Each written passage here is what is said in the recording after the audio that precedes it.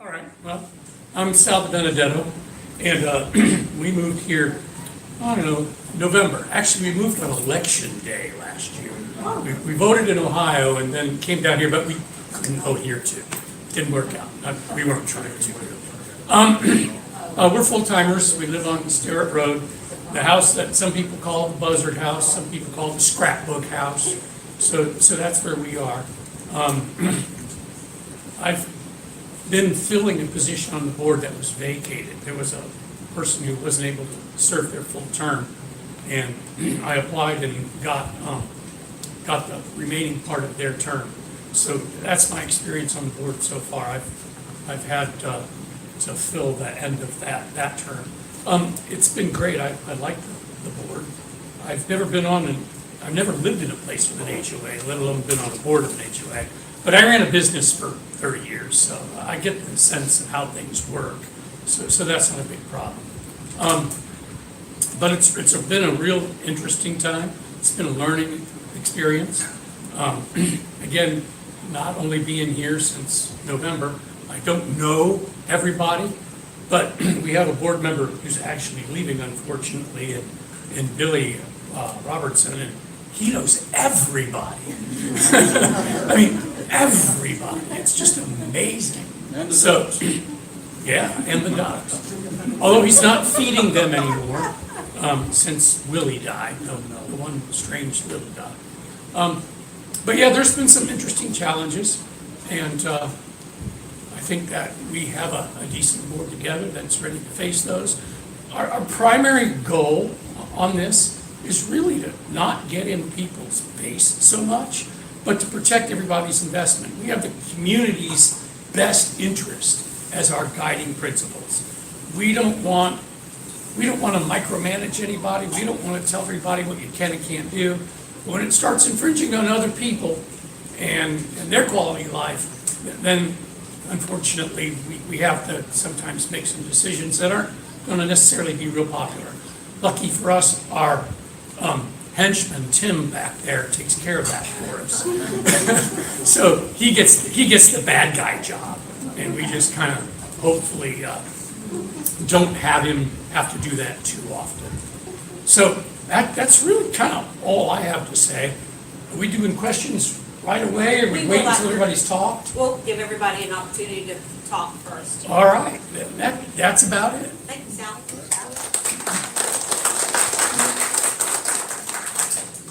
Sean lined up here. Good morning, everyone. My name is Dan Flynn. I think I know most of the people in the room. My wife Denise and I have owned a home right at the corner of Cali and Adair for 13 years now.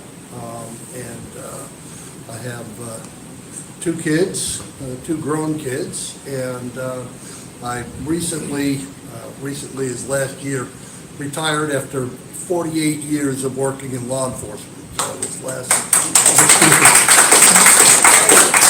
last the chief of police of city of Marietta for 15 years. Before that, I was chief of police of the city of Savannah for 6 years. They were experiences, and I can tell you, when you get to know me better, I can tell you police war stories till the cows come home.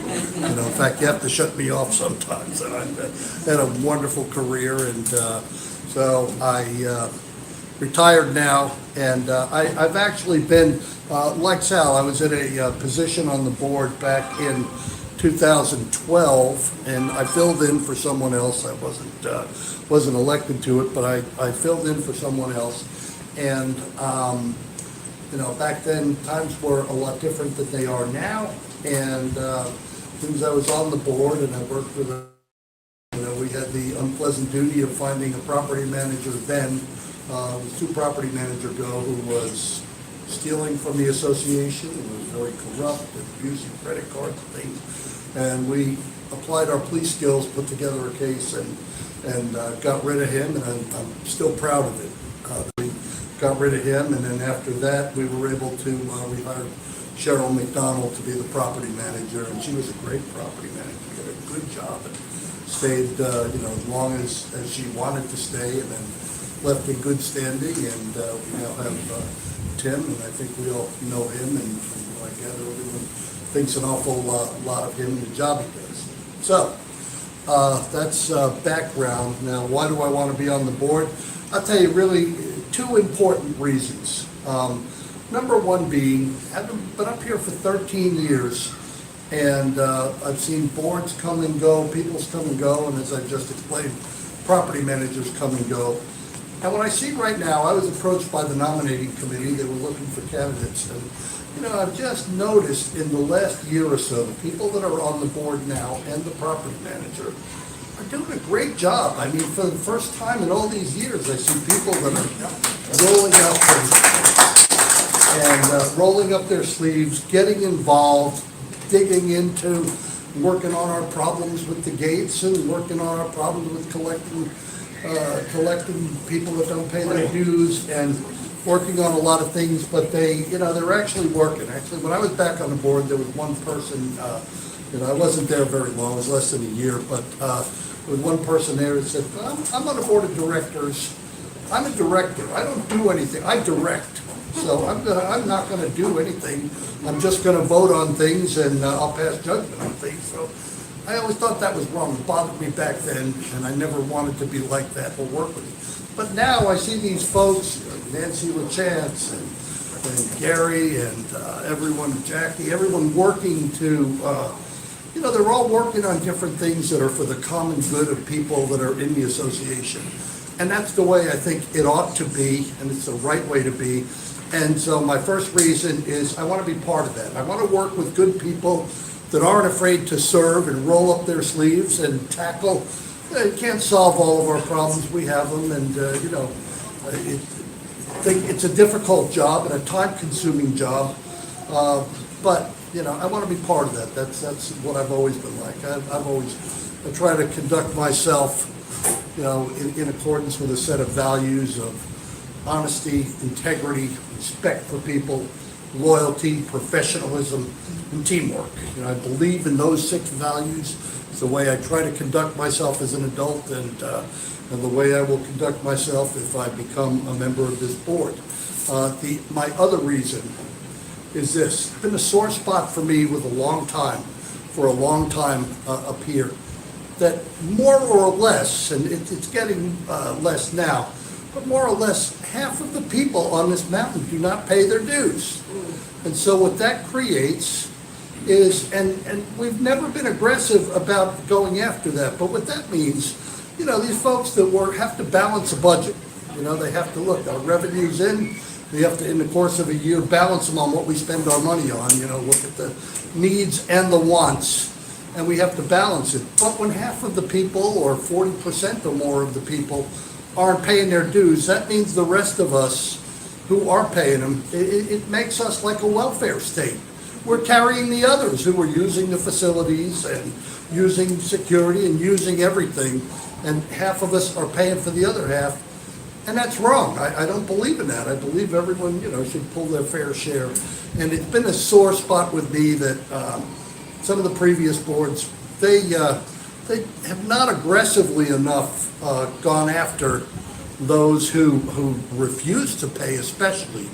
I do mean that, those who can't pay. Anyone can fall into a situation where a death in the family, a loss of a job, or a serious illness, and they can't work, something like that. And I think, I'm not saying, throw those people out the gate. I'm saying, but give them a reasonable amount of time, maybe about a year, to get their affairs in order. But, if you're getting into 1 year, 2 years, there comes a point when it's a sad situation, but they can't afford to live up here anymore. So, I'm saying do it with a heart, but also with a head. So, anyway, those are really my 2 issues. Well, the other one, there is one other, and it's more of a comment, and that is security. And I don't think we have a terrible security problem, but like any place in America today, there are going to be security issues. And, from talking to folks, talking to my neighbors and friends, and I'm probably going on too long, I apologize, but from what I can gather, security is the number 1 issue on everyone's mind up here, and I agree with that. I think it's important, learning how to spot the suspicious incidents. So You know, I have a lot of, in 48 years in policing, have a lot of background and that kind of expertise in the area of security, so I want, more than anything, I want that to be my contribution to my community here, is contribute what I have learned and what I know. So with that, I thank you all, and I hope you'll vote for me.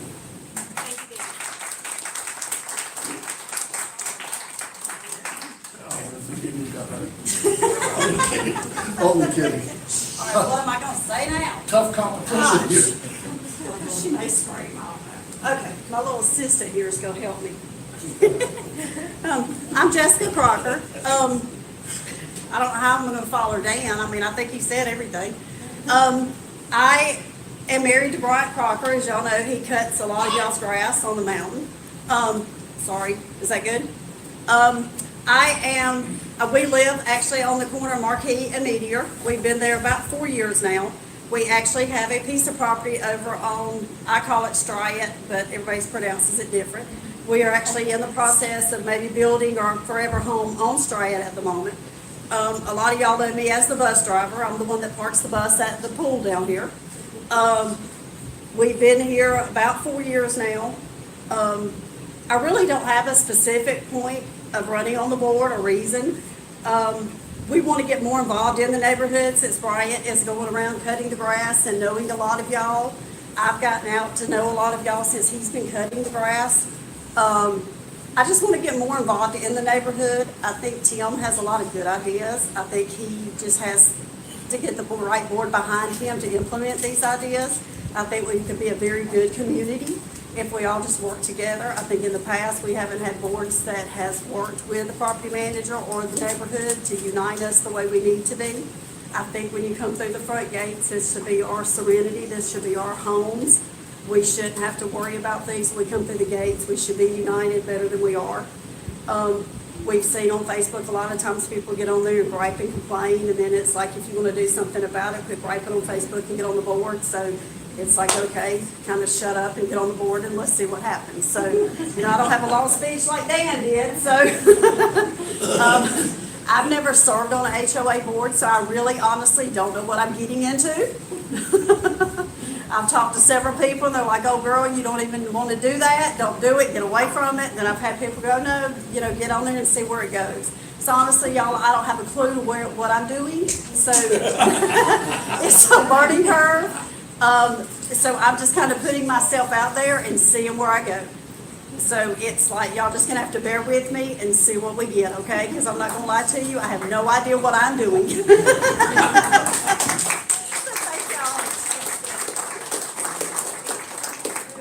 Sonny, you have a question? Come on up. Is Davey the troublemaker? Two long-term problems that we will have to solve eventually. And I'm curious if y'all have any ideas about the water infrastructure and roads. So how would you address those? Well, I can answer. I've thought about both problems quite a bit. I think, you know, both of them go back to what I was talking about. First of all, we need to collect enough dues to be able to pay for things of fixing both problems. Now, as to the water system, I've felt all along, it comes back to a money issue, but what we ought to do is set up a plan. You know, the pipes that we have are flimsy. You know, they were made of the stuff that you do a household sprinkler system about, but they're not there for a water system for a large number of people and a growing, you know, we're growing too. So I think we ought to set up a plan where we replace the piping system at, you know, as much as we can each year. So each year, because it's too expensive to do the whole thing at once, because it requires digging them up. Each year we replace a mile, a half a mile, whatever the traffic can bear in terms of what we can afford in terms of the structure. And I also believe in you know, we need a metering system because, I mean, right now we pay $450 a year, and you know, all the water you can use, we're not using the meters, but truthfully, I pay more for water here than I did in my house in Marietta, which is metered. You know, it's more money. It's nice to say, hey, unlimited use. Well, what I'm gonna use it for.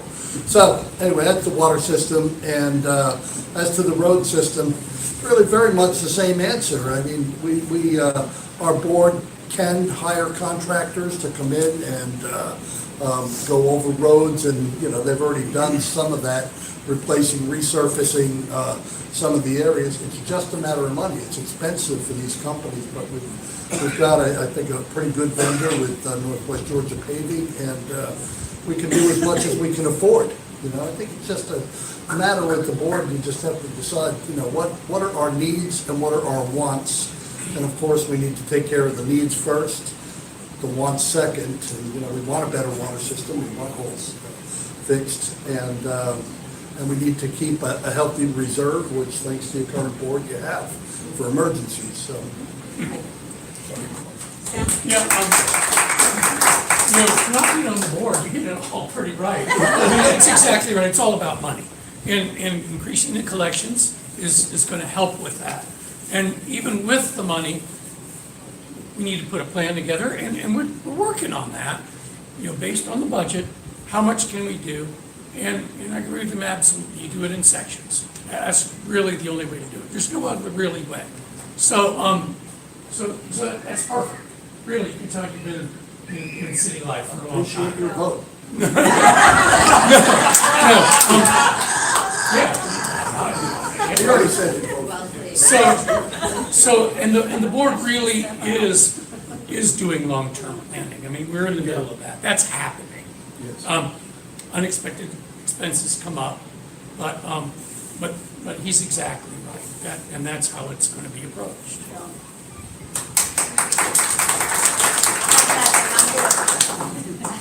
They said it. I mean, that's about all you can do is sections, so. Next question, anyone?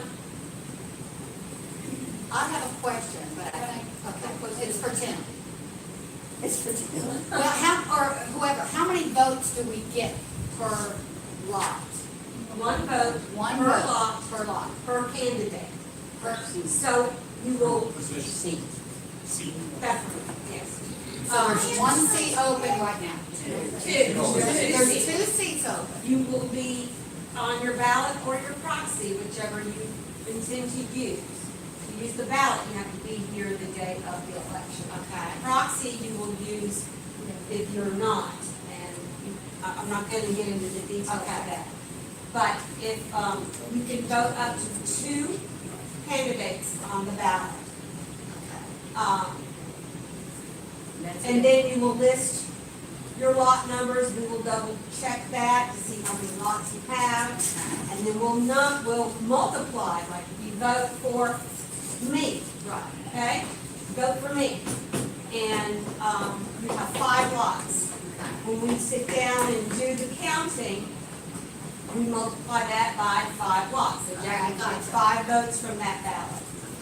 Tim would get 5 votes from that ballot. And what positions are open now? I'm sorry. There are no offices. There's no There are office seats. seats. Once the new board is elected, those 5 people will decide among themselves what office. That those people. Right. Okay. That's it. And that's it. I'm sorry, I'm a little slow sometimes. Yeah. No, as members, we don't vote for offices. Okay, We just gotcha. vote for the seats. Okay. And then in the odd years, there are 2 seats open. In the even years, there are 3 seats open. I just need to say that if nominated, I will not run. If elected, I will not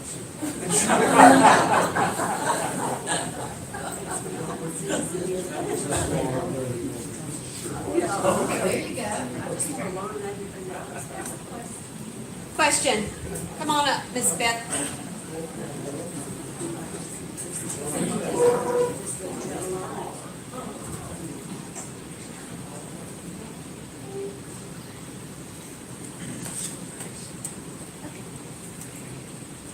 Actually, I have a couple of comments. I think you guys are great candidates, and I'm so proud that you all have stepped up and decided to run. I mean, we had, 5 candidates or 6, and you guys have stuck it out, so good for you. My question is about the chapel. So I think that the board obviously voted to purchase the chapel. And my question is, in your vision, long-term, short-term, what do you have envisioned for that purchase? I guess since I was part of that, I better answer. We have, I don't know, what about 300 developed lots of the 1,700 that are here. So as construction continues around, I'm sorry to stand right, but as construction continues, we're gonna run out of space. So we need that.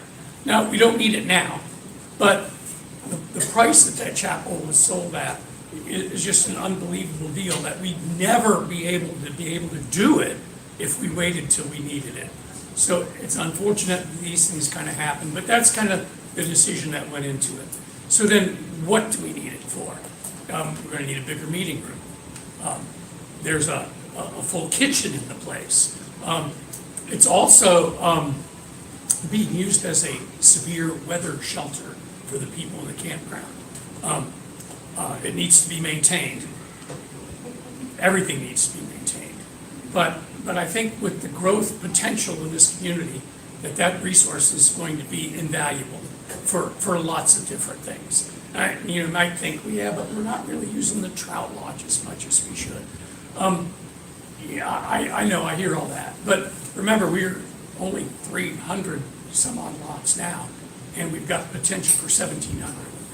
And the deal just came up at the time it came up. It just makes sense, thinking about the future, to do something like that.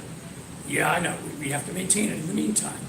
But it can be used also for multiple different things. It can be meeting room, it can be movie night, it can be meetings where food would be served, where there's a kitchen facility. So there's a lot of potential for that facility. Oh, and great parking.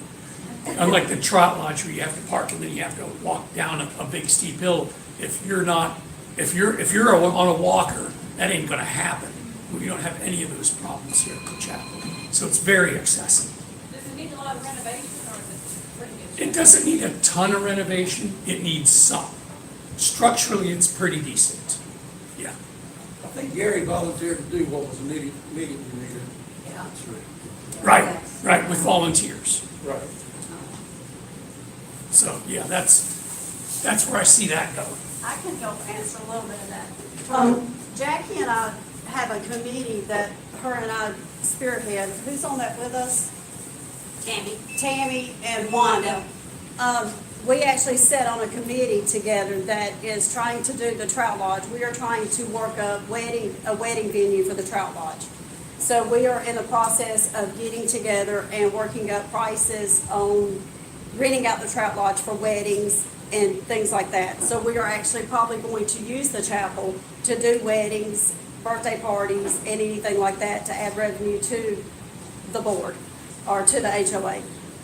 So that will be in the process too. So we will probably include that along with the Trout Lodge in the pricing of renting it out and all that. Once we can get into it and the structure is sound and all that, we can get in and see what the decorations and all that's gonna be. We will be doing, like the Trout Lodge, we'll be doing the catering, if that's what they want. We'll be doing the decorations or anything that they need us to do. So that is probably one of the things that will be done with the chapel, once we get into that too. So keep that in mind also, plus the meetings, birthdays, weddings, whatever, we can rent it out to be, if that helps. Could have suggested a daycare. Yeah, we can. Do one of them? No, but I agree with the purchase of it. I think it was too good of a deal to pass up. But I think what we do with it will depend to an extent on what the zoning for it will allow. You can only do allowable things, but I think, we heard some good ideas here and you know, I like the idea of a meeting place and I like the idea of a place, you know, even from the mountain. There can be times we need an emergency shelter that's secure, because we've had a tornado up here since I've been here, and Bud Watson will remember, that absolutely cut people off and displaced people from their homes. So, we need a place for an emergency shelter sometimes, but I would even think of, I'd have to look at the layout of it, but I think if the zoning would allow it, I could even see renting a small office space out to a realtor or someone that wants to conduct a business out of there and, make another source of income for our association. And still, you could still use it as a meeting place. So I think, if we all put our heads together and, I know this from years of working in government that people will fill whatever space you make available. You ever ask an organization, well, how much space do you need in the new building?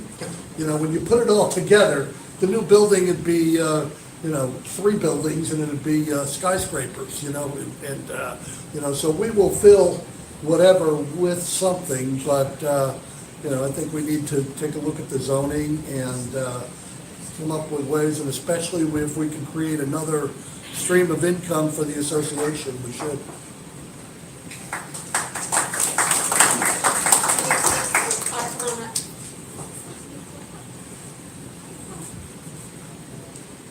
Hi, I'm Art Dodge. I'm the zone captain for Zone 1. But my question to you is, you're having a 2-year term.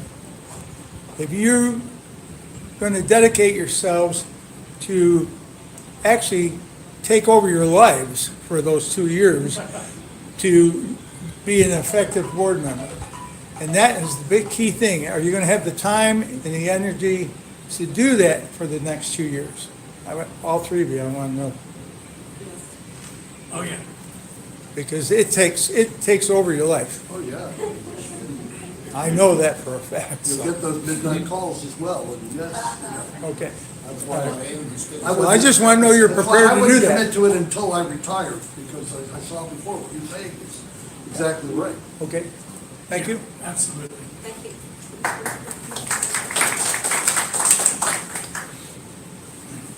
Questions? Anyone? Questions about neighborhood watch would be a good topic. Yeah, neighborhood watch, any questions about that? Okay, I'm gonna let y'all say, We still got questions? yes, ma'am. I just have a little bit. All right. I can call her though, I don't know, I need to. No, you need to come closer. I'm Diane Madeline. Hey, Diane. I'm just, hey Jackie, I just wanted to ask a couple questions about experience that you may have with bookkeeping, accounting, or running a big business. These are issues that we really have found in the past that we have to look for qualifications. That with our board, these are such tremendous issues that they're going to have to face. So I'm just looking to see what qualifications you may have as far as, like I said, with any kind of bookkeeping or spreadsheets or Excel or running $1 million business, accounting, managing this larger staff, what kind of business experience do you have? Thank you. Well, I kind of hinted at it before, but I wasn't very specific. I said I ran a business for 30 years. I'm a retired dentist, so I was the boss. I did everything. Hiring, compliance with all the regulations and stuff, all the accounts payable, managing people. So I have a pretty extensive, business background. $800,000 a year business, though, not millions and millions of dollar business. But nonetheless, with a business that size, you don't have a big staff to run a lot of different things. So I had to do a lot of stuff myself. Yeah, I do Excel. And I understand spreadsheets. I also, I worked with QuickBooks, which is the system we're on. I don't have access to the system that we're on here, and there's been some changes in that recently. But I think that the person that we have dealing with that right now is definitely on top of it. Nancy is awesome, by the way. So, but yeah, if something would happen and Nancy would need help, I think I could get in there and not screw her up. Yeah.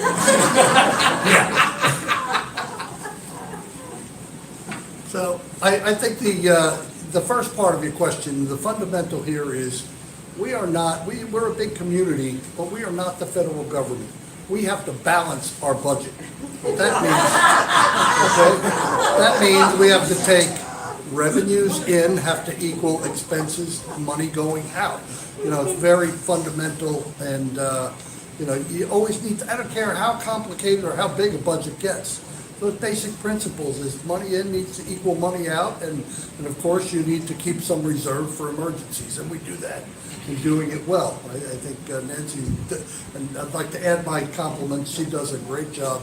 But, as to my experience, now, it's all been within government. I haven't run a business like Sal.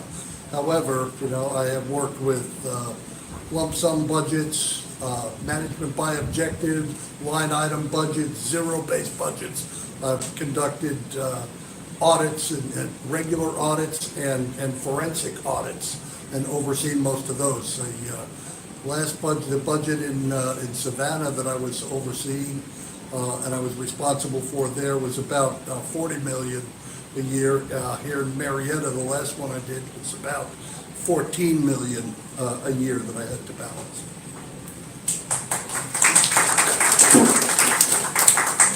Well, again, I have nothing on them. My background is not in business, finance, or anything like theirs. I was a stay-at-home mom for 20 years. I raised 5 kids. We lived on $50,000 a year, and I financed our budget and lived at home and was a stay-at-home mom with $50,000. So I can balance the budget. So that's my background. I'm not a computer whiz by any means, but I have enough common sense. If you show me how to do it, I can do it. So that's pretty much my background.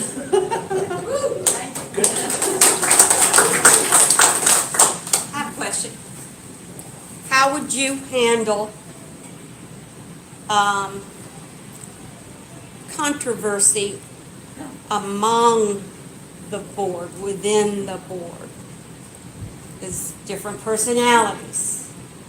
And how would you handle if there were some kind of uproar or some kind of issue within the board itself?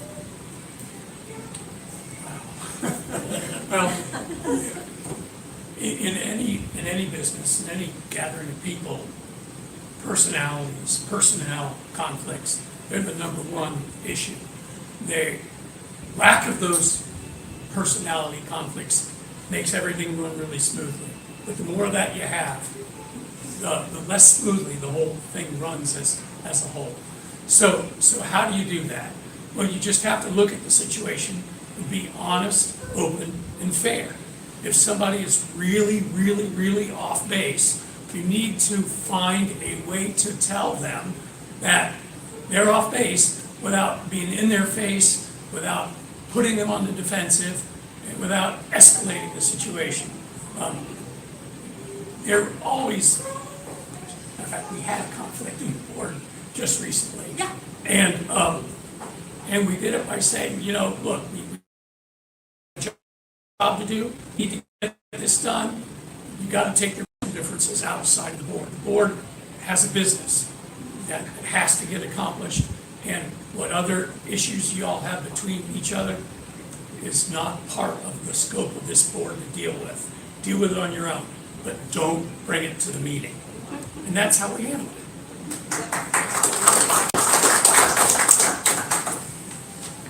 I would handle it really using conflict resolution skills. I look at the way our government works. I'm a student of government, really. I wish our government at the federal level, state level, local level would, there are going to be people with differences of opinion on both sides. And I think the way government is supposed to work is when you have a difference with someone, you're supposed to try to compromise and see if you can find a middle ground. You give a little, I give a little.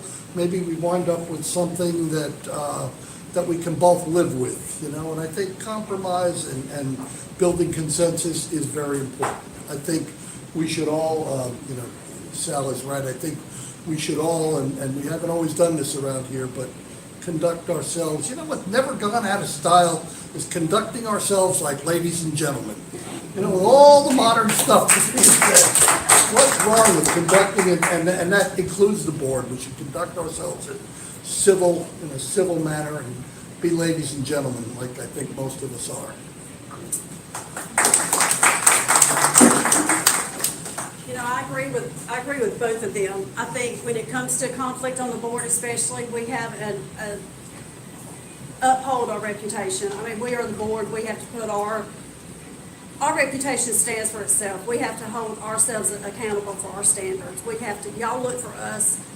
Basically, the way I look at it is, we are the board. We hold ourselves to a higher standard than, you know, I don't know what I'm trying to say. We are above you guys. Y'all are looking to us to stand for y'all. Our reputation, we have y'all look for us to have that better reputation.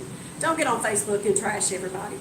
I've seen different board members get on Facebook and just trash everybody. Don't put it out there like that. You know, stand like, you know, Dan said, be ladies and gentlemen, act like adults, use common sense, quit putting everybody's business on Facebook. If you have a conflict, keep it in-house and don't bring your personal business to the meeting. And that's what's wrong with the past boards. Everybody knows everybody's business. Keep it in-house, talk to each other, and stop acting, you know, like I say at home, oh my God, I can't believe so-and-so put it on Facebook. They need to be quiet and, you know, behave. Talk to each other, use common sense is, you know, and I would, you know, talk to each other. She's smiling at you. You know. Vote for her. Yeah, you can vote for River on the docket, she'll win. Just talk to each other, be honest with each other, and come to a resolution and keep it in-house. So, are you putting on a show for everybody? Yeah. Are you putting on a show? No. It's all right.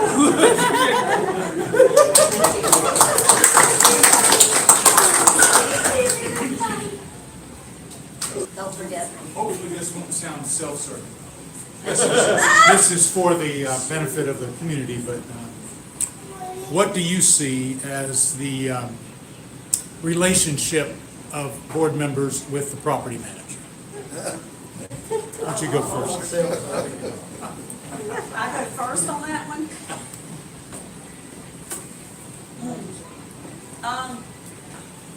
What's my relationship with you? Well, Tim, let me tell you. No, I'm just playing. Honestly, Tim, I was not a fan of yours at first.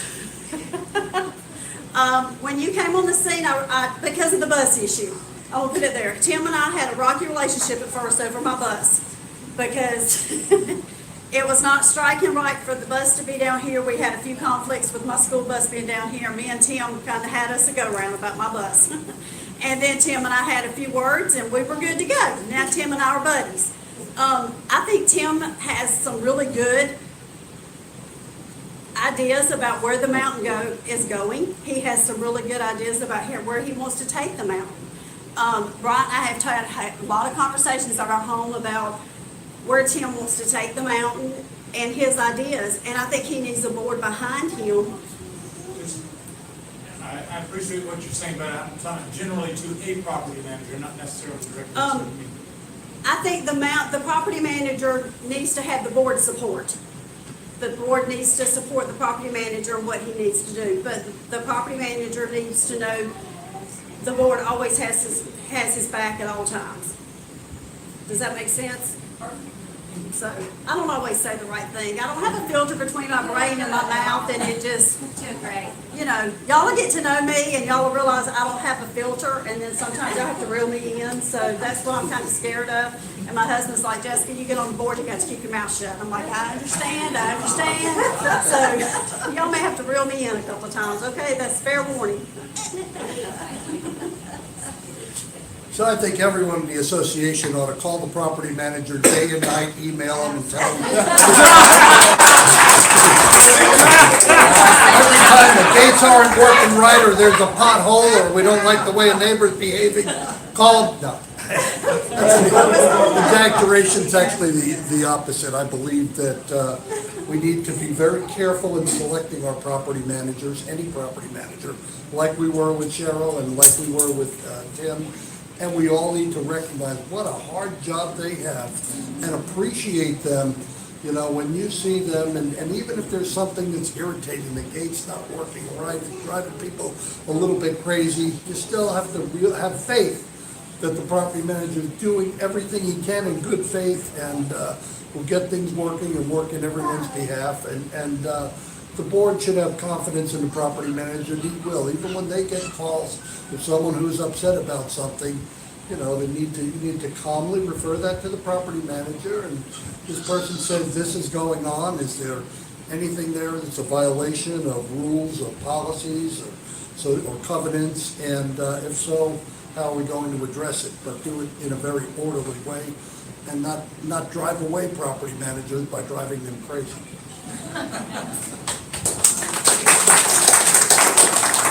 Yeah, so, as far as that goes, I think that the property manager is a doer. He's the one that actually, where the rubber meets the road. He's got to get his staff on board to accomplish the things that need to be accomplished. What the board needs to do is stay off his back, but give him some kind of guidance and direction. And that guidance and direction has to come from the board representing the association on the whole, and going through the guidelines and the covenants and things, and putting that together to give a general direction to the property manager, but then letting the property manager implement that however he can best implement it, given the situation that he's faced with. I don't think that necessarily the people in the community are calling board members, and then the board member has to talk to the property manager. I think everybody knows that you go onto the website and put in a maintenance request, and that doesn't have to go through the board to do it. But when you have to go through the board, and when the board has to give the property manager direction, is some of those requests can be, what do you want to say? They can border on maybe not best for the community. And I know we have one contentious one going on right now about trying to put a gate across Common Road. And it's not a common road that everybody uses, but still it's common road. And there's a security issue involved, and it's a complicated issue. And I don't think that the property manager is supposed to just take that on his own shoulders and just do whatever. So I think that we get together, we work these things out. But again, we're not micromanaging, but we're trying to make sure that everybody in the community is represented at some level, and not just the person with a particular grievance.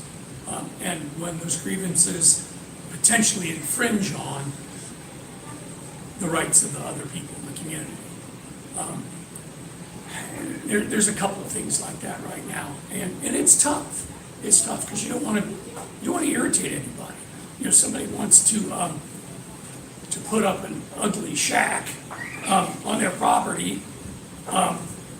If they can hide it back in the woods, is that okay? But if it's going to bring everybody's property's values down, it's not going to be okay. So there's just lots of issues like that. You know, it's amazing. It's a diverse community, a lot of people with a lot of different ideas. And that's really kind of what the board does, tries to sort those out and help the property manager with a general direction.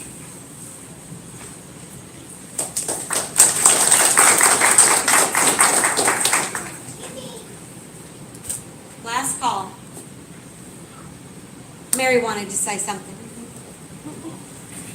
Most of y'all know that I do go to Talking Rock Creek Chapel, and talking about making use of what we have here in our resort is, yes, we do have an active church here, and we would love to have you come and be part of our church.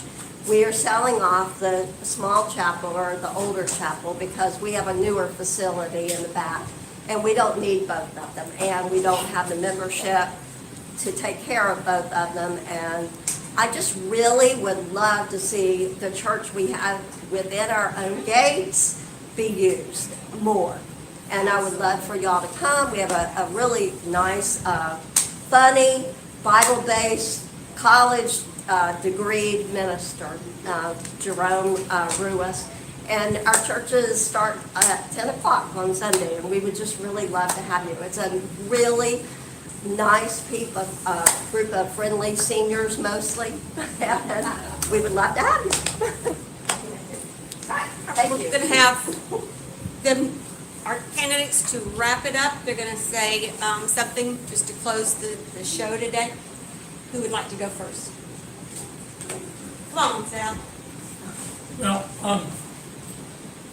again, I think we have a really amazing community here. It's rich in natural beauty, and the only thing that can screw that up is a bunch of people that don't get along. So we'd like to foster a lot more community. We'd like to be, I know we can't be all on the same page at the same time, but we'd like to treat each other like ladies and gentlemen, and be, what do you want to say, respectful of one another. And again, that's what we hope to do by absolutely setting that example on the board too, by being respectful in our little area. Hopefully that, what do you want to say, blossoms out into helping the whole community be a little bit more respectful of one another. So vote for me.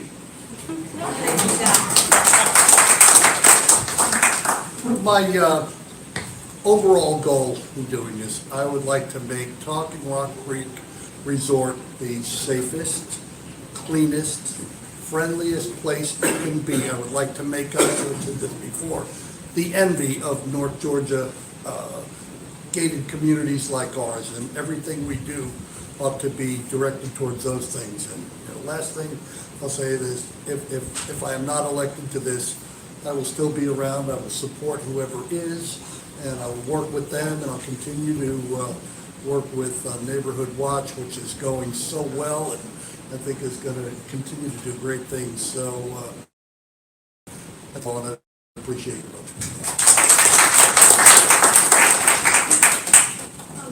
I think they said it all too again.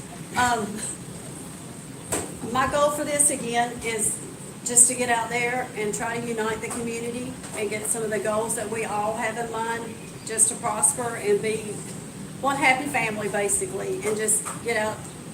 So any way the vote goes, again, like Dan said, I will support. I'll still be on the events committee with Jackie. We'll still do the Trout Lodge and, promote the events and things. So any way it goes, I'll support whoever gets it. So thank you guys.